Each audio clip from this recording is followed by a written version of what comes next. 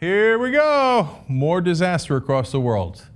Now, Russia had been supporting pro-Russian separatists in Ukraine. Now, Russia already took Crimea. Then they went into eastern and southern Ukraine. Now, I say they went in because the estimates are they have about 1,000 to 1,600 troops that are specifically Russian troops already inside Ukraine.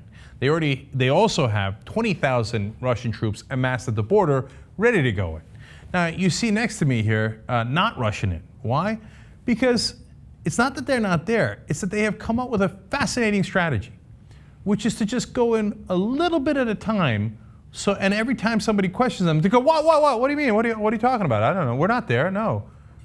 No, it's little brown men. It's little green men. It's this, it's that. No, those are just relief trucks. No, that was that armored personnel carrier. There was no such thing. No, I don't know what Ukraine's talking about. 1,000 guys in here. They're not in here. Okay? And then later they turn around as they did with Crimea and go, oh, yeah, that was us. We were in there and we took it. Sad day for you. It's now ours.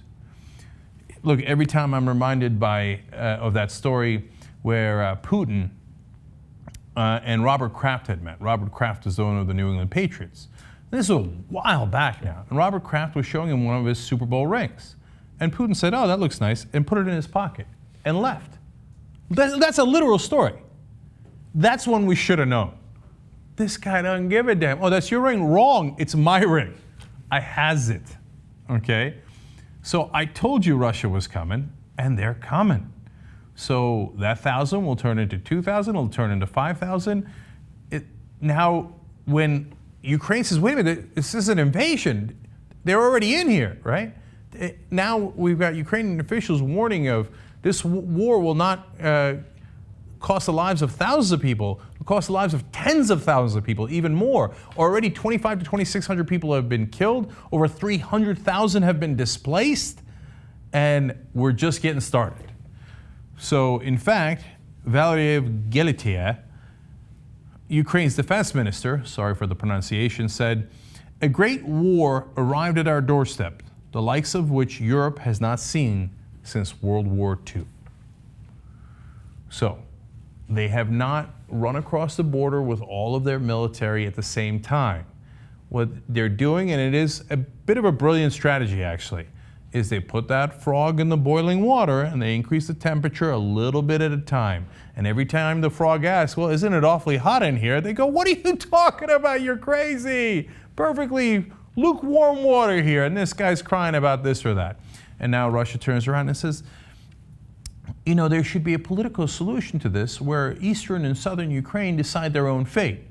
Kind of like Crimea did and wound up in our back pocket next to Robert Kraft's Super Bowl ring. So that is the intent here.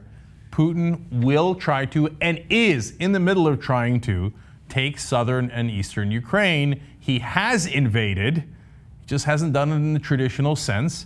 There are already thousands of Russian troops in. And yes, by the way, before they had come in, the pro-Russian forces were getting routed.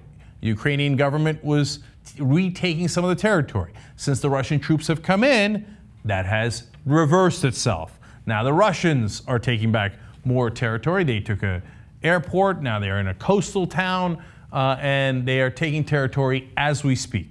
And once they've taken it all, they'll turn around and go, what?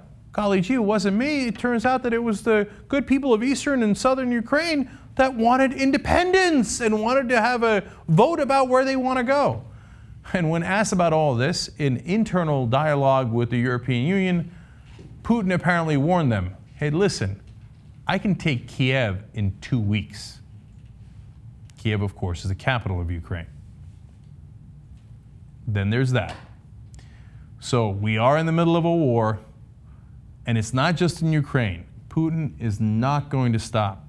It was South Ossetia first, it's Crimea next, it's eastern and southern Ukraine now, and tomorrow it will be more areas in former Soviet countries. In fact, the other day he gave a speech where he said, Kazakhstan? Is it really Kazakhstan? I'm not kidding. That's what he said. That was exactly what he used to say about eastern and southern Ukraine and about Crimea. So Kazakhstan, welcome.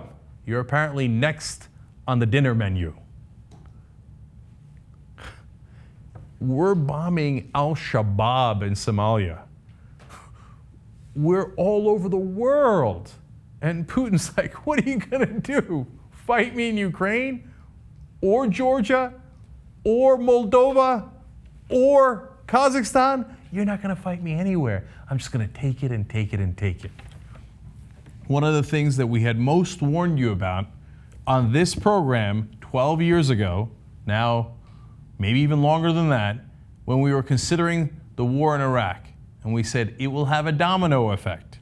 We will set a precedent that you simply go into a country that did not attack you and take land. That is exactly what Russia's doing. The other problem with the Iraq war was it would keep us busy. So we couldn't actually fight al-Qaeda, who was in Afghanistan at the time, and whatever new dangers would come up. Well, this is a new danger. It has come up, and we can't do a goddamn thing about it.